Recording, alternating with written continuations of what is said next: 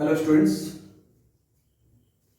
स्वागत है आप सभी का आपके अपने यूट्यूब चैनल माँ बेड़ा इंग्लिश क्लासेस, जिसका शॉर्ट नाम MBVC है। अब हम आपका यूट्यूब के माध्यम से हिंदी विषय को डील कराया करेंगे। मेरे जो विद्यार्थी हैं वो जानते हैं कि मैं ऑफलाइन क्लासेस में हिंदी विषय को भी डील कराता रहा हूँ वर्षों से। बिहार बोर्ड का जो हिंदी है क्लास 12 का, उसको हम लोग समझते और पढ़ते रहे हैं बहुत वर्षों से। तो इस YouTube चैनल के माध्यम से, इस ऑनलाइन सेशन के माध्यम से हम लोग हिंदी विषय पढ़ेंगे। किसी भी विषय को पढ़ने के लिए उसका सिलेबस जानना बहुत जरूरी होता है। अगर आप सिलेबस जान गए तो आपकी अच्छी तैयारी हो सकती है, आप अच्छा कर सकते हैं, आप बेहतर प्रदर्शन कर सकते हैं। आपको सिलेबस जानना होगा तभी आप अच्छा कर सकते हो उस विषय में, ऐसा मेरा मानना है। तो हिंदी शुरू करने से पहले उसके सिलेबस पर चर्चा किया जाए, उसके पाठ्यक्रम को समझा जाए कि क्या है हिंदी, ताकि हमारी तैयारी अच्छी से हो सके, अच्छा से अच्छा तैयारी हम कर सके और हम परीक्षा में अच्छे अंक ला सकें, बेहतर प्रदर्शन कर सकें अच्छे अंकों के साथ। तो जानते हैं हिंदी का सिलेबस क्या है, हिंदी का सिलेबस किस प्रकार के प्रश्न आते हैं, प्रश्नों की प्रकृति क्या रहती है। तो इसी पे चर्चा है आज की ये वीडियो, स्पेशली इसी के लिए है। तो देखिए, वर्ग 12 के विद्यार्थी जो बिहार बोर्ड की आगामी 2023 में परीक्षा देने वाले हैं, आपकी हिंदी जो है वो 100 अंक की है।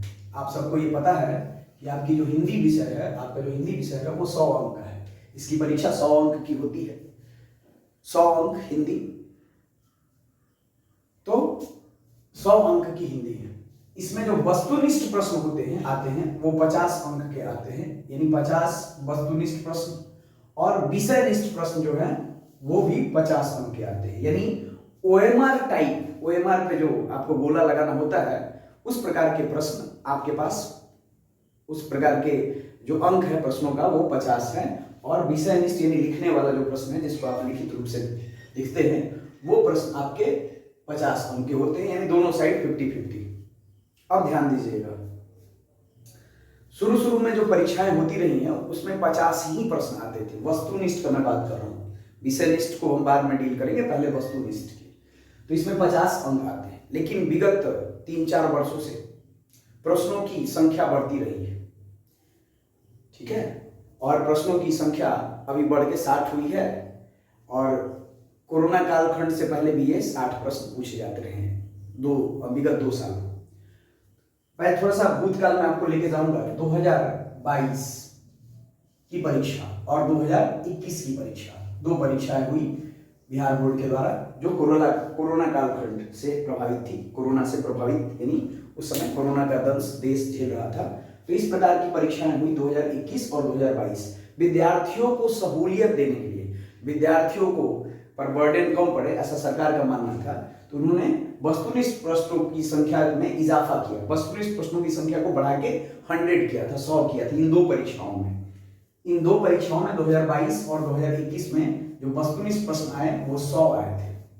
100 प्रश्न आए थे, याद रखेंगे। जवाब 100 नहीं देना था, केवल 50 का जवाब देना था। 100 प्रश्न पूछे गए 2022 और 2021 में, और विद्यार्थियों को जवाब केवल 50 प्रश्नों का देना होता था। ऐसा सरकार का मानना था कि विद्यार्थियों को अत्यधिक बोझ न पड़े, विद्यार्थियों पर बर्डन न पड़े, और आराम से अच्छी तरह से विद्यार्थी परीक्षा दे सके।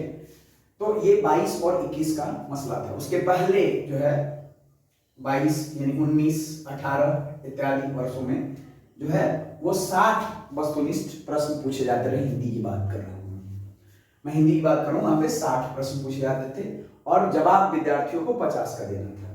तो वस्तुनिष्ठ प्रश्न जो है वो 50 अंक के हो गए हिंदी में। अभी जो 2023 में परीक्षा होने वाली है, उसमें अभी तक के सरकार के मतानुसार या बिहार बोर्ड के निर्देशानुसार ये 60 प्रश्न पूछे जाने हैं। इसमें विद्यार्थियों को जवाब देना है 50। समझ गए यहां तक? आगे बढ़ते हैं।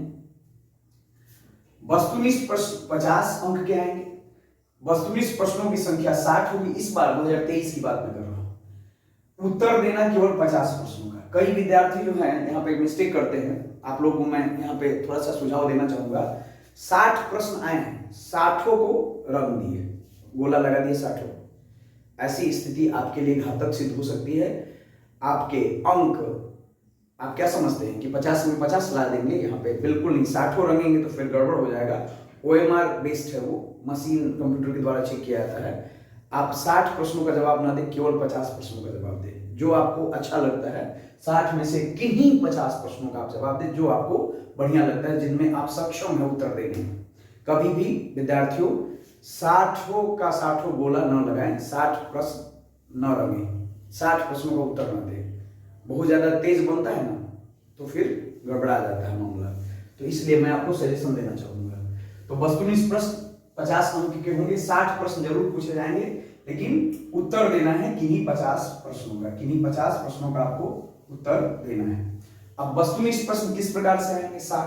60 में जो वस्तुनिष्ठ प्रश्न होंगे वो 24 वस्तुनिष्ठ प्रश्न, आपकी जो बुक चलती है, आपकी एक किताब चलती है जिसका नाम है दिगंत भाग 2, दिगंत भाग 2, उससे 24 प्रश्न होंगे, तकरीबन 24 प्रश्न, लगभग 24 प्रश्न, लगभग मैं बोल रहा हूँ, एक दो इधर उधर हो सकते हैं, तो लगभग 24 प्रश्न आपके दिगंत भाग 2 से रहेंगे इन 60 में।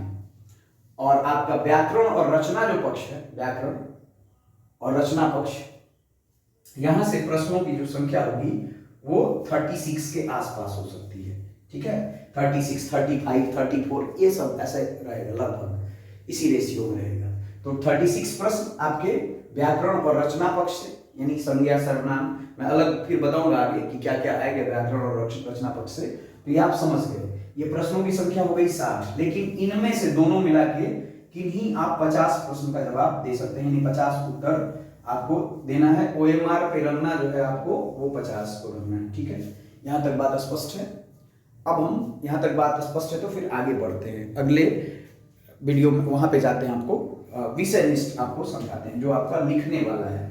फिर यहाँ पे हम बताएंगे आगे विद्यार्थियों कि व्याकरण और रचना जो पक्ष है, यहाँ से जो 36 प्रश्न आएंगे वो कहाँ से होंगे, कौन कौन से पार्ट को छुएगा, वो कौन कौन से के पार्ट को छुआ जाता है, संज्ञा, सर्वनाम, समास, संधि, लिंग, ये सब कौन कौन से, तो कितने प्रश्न वहां से हो सकते हैं आगे हम बताने वाले हैं। अब देखिए विषय निष्ठ, दूसरा जो सेक्शन है जो लिखने वाला है, जिसमें तो है आपका OMR, 4 ऐसे गोला आप आया, इसमें आपको लगा कि ए सही है या तो ए रंग दिया ऐसे, तो ये वाला था। अब ये वाला उधर जो है वो तो थोड़ा दूसरा किस्म का है। वो क्या है, आपको क्या करना है, वहां पे लिखना है, उत्तर लिखना है आपको कॉपी में। ठीक है, तो ये वस्तुनिष्ठ प्रश्न जो है 50 अंक के, सॉरी विषयनिष्ठ प्रश्न जो है वो 50 अंक के आपसे पूछे जाएंगे, और यहाँ पे कोई आपको एक्स्ट्रा नहीं है, आपको जवाब देना है। देखिए थोड़ा सा ध्यान से, एक आपका आएगा निबंध यहाँ पे। ठीक है, समझते हैं इसको आराम से, बहुत बढ़िया से समझेंगे इसको, और कि क्या क्या होने वाला है आपके बिहार बोर्ड में 2023 की परीक्षा में, 2023 में क्या क्या होने वाला है। तो निबंध देख पा रहे हैं आप लोग, निबंध, ये निबंध में 5 गो ऑप्शन, 6 गो रहेगा, 5 से 6 ऑप्शन, और एक कोई इस 5-6 में से कोई एक पर आपको निबंध लिखना है, कोई एक। जैसे उदाहरण के लिए आ गया पर्यावरण, उदाहरण के लिए आ गया दुर्गा पूजा, उदाहरण के लिए आ गया मान लो स्वच्छ भारत अभियान, आपका उदाहरण के लिए कोविड, ऐसे करके आ जाएंगे। 5-6 रहेंगे वहां पे, 6 रहेंगे, 5 से 6। तो वहां पे मैंने लिखा है यहाँ पे, और यहाँ यह भी लिखा है कि ऑप्शन कितने होंगे आपके, 5 रहेंगे, मान लो आपको रहते हैं 5-6। तो वहां पे किसी जो आपको अच्छा लगता है कि हमको दुर्गा पूजा पे लिख देना चाहिए, आप लिख दीजिए, मतलब जो आपको अच्छा लगता है एक पर आप निबंध लिख देंगे, और आपका 8 अंक का ये होगा, 8 अंक होगा। ठीक है, आप थोड़ा ध्यान दीजिए कितने अंक का होगा ये, 8 अंक। शब्द की सीमा भी रहती है यहाँ पे। ठीक है, शब्द की सीमा तकरीबन 100 शब्द से ज्यादा होना चाहिए आपका, और 250 शब्दों के आसपास होना चाहिए, शब्द सीमा रहती है। मान लो आपका एक पन्ना में लगभग जाएगा, एक पन्ना के आसपास, या आप जैसे भी लिखे मतलब ठीक से लिखे इसको। ठीक है, तो निबंध आपका ये रहता है। शब्द सीमा यहाँ पे दी रहती है कि कितना शब्द है, 150 से 250 या कितना, ये दिया रहेगा। ठीक है, तो निबंध समझ में आ रहा है, यहाँ पे ऑप्शन 5 से 6 मिलेंगे निबंध के लिए, और एक निबंध लिखना है, और 8 अंक का है, सबसे ज्यादा यही अंक का है। फिर इसके बाद संक्षेपण, कभी ये ऑप्शन 1 भी देता है, यहाँ पे मैंने 2 लिखा हुआ ऑप्शन, देखिए ध्यान से, ऑप्शन 1 को देगा एक संक्षेपण के लिए, मैंने 2 लिखा है, कभी कभार 2 भी देता है, कोरोना कालखंड वाले पेपर को देखे तो 2 ऑप्शन मिलते हैं आपको।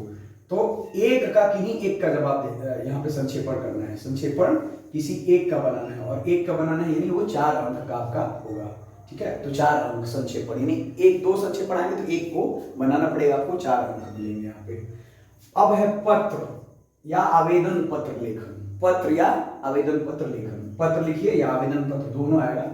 ठीक है, पत्र भी लिखने का, आवेदन पत्र। ऑप्शन यहाँ पे आपको 2 से 3 मिलेंगे, मान लो कि 2 भी मिल सकता है, 3 भी मिल सकता है, या 2 भी रह सकता है। ठीक है, तो ये आपको एक किसी एक पर लिखना होगा, पत्र लिखो या आवेदन पत्र लिखो कोई भी, तो आपको एक लिखना होगा, तो एक का 5 अंक का ये होगा, यानी 5 अंक का हो गया। तो यहाँ पे देख लीजिए ये व्याकरण और सॉरी रचना पक्ष से थे, तो 8 4 12 और 5, 8 4 12 और 5 17, यानी 17 अंक के जो प्रश्न है यहाँ पे आपको देख पा रहे हैं आप लोग कि ये रचना पक्ष से है यहाँ पे। अब बात दिगंत भाग 2 की हो रही है, यहाँ से भी आपको वस्तुनिष्ठ सॉरी विषयनिष्ठ प्रश्न आ रहे हैं।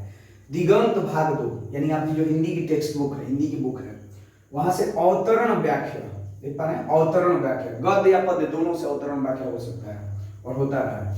ये आपको 2 अवतरण का व्याख्या आपको करना है, 2 अवतरणों का व्याख्या आपको करना है, किन्हीं 2 का, ऐसे देता है कि किन्हीं 2 का 2 अवतरण का सप्रसंग व्याख्या करें, ऐसे करके देता है प्रश्न में। ऑप्शन यहाँ पे आपको 4 से 6 मिल सकते हैं। ठीक है, 4 से 6 प्रश्न रहेंगे, वहां पे बोले किन्हीं 2 का व्याख्या कर डालो भाई, तो एक प्रश्न जो होगा वो 4 अंक का होगा, यानी 2 चौका 8, यानी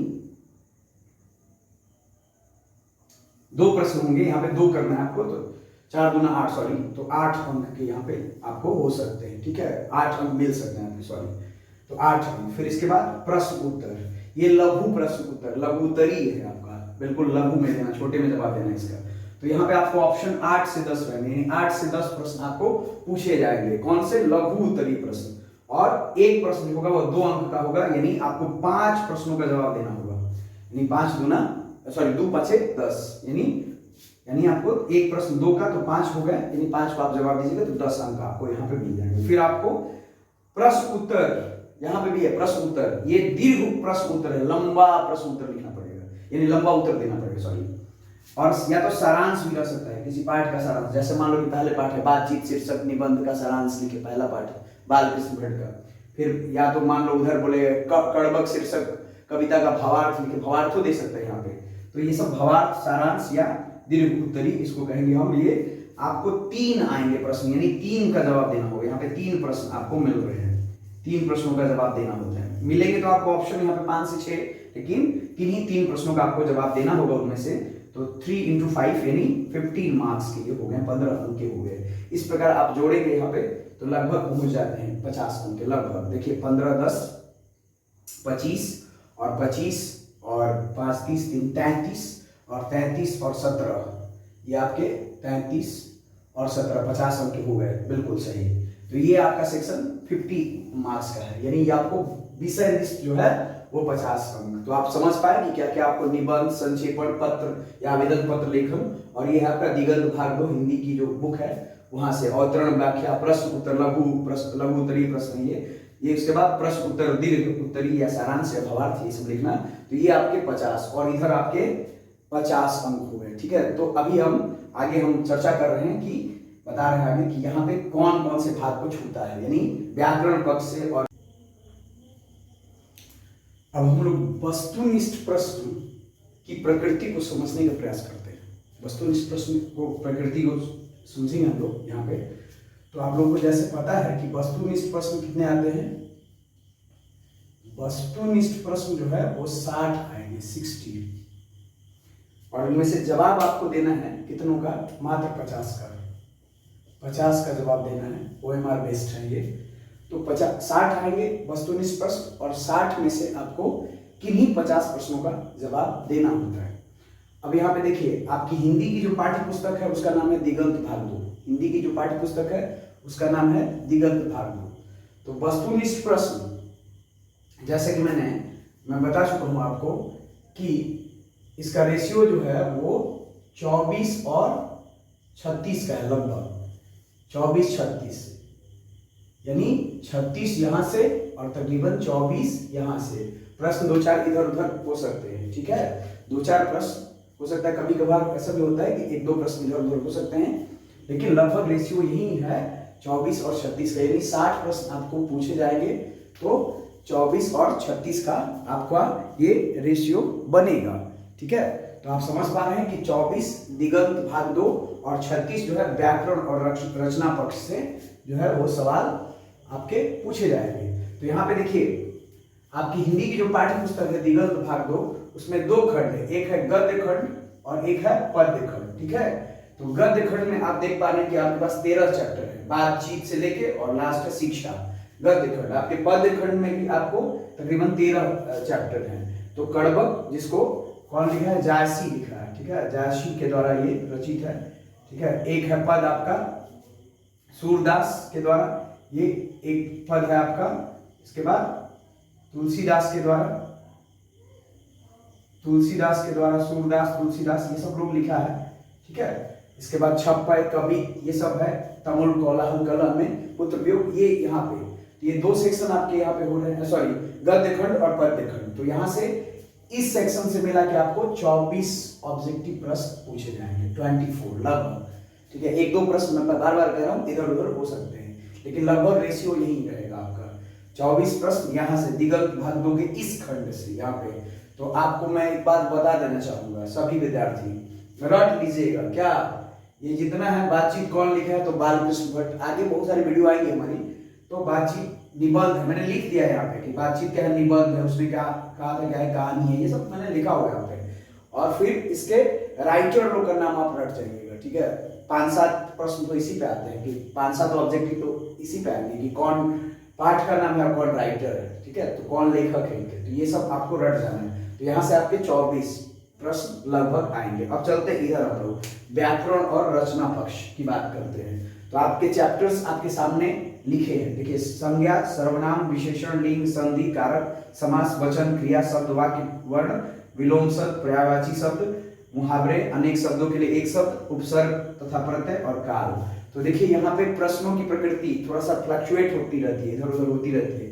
तो संज्ञा यहाँ से 1 से 3 प्रश्न पूछे जाते हैं। अभी तक का जो पूरा रिकॉर्ड अभी तक का चेक किए बिहार बोर्ड का, पूरा अभी तक का जितना है, और तो संज्ञा से तकरीबन 1 से 3 प्रश्न पूछे जाते हैं। सर्वनाम यहाँ से भी आपके 1 से 3 प्रश्न पूछे जाते हैं। विशेषण थोड़ा इंपॉर्टेंट चैप्टर हो गया, 3 से 6 प्रश्न, मिनिमम 3 और मैक्सिमम 6, यानी मिनिमम 3 मैक्सिमम 6। लिंग यहाँ से आपके 3 से 6, यानी ये 2 चैप्टर्स इंपॉर्टेंट हो रहे हैं यहाँ पे अभी तक। 3 से 6 यहाँ पे आ रहा है। 6 का बात कब है, जबकि मान के चलो कि कभी कभी 100 प्रश्न आए हैं तो वहां पे हम लेके इसको चले हैं। एक हमने कैलकुलेशन निकाला है कि कितने प्रश्न आते रहे यहाँ पे, तो ये कैलकुलेशन है हमारा।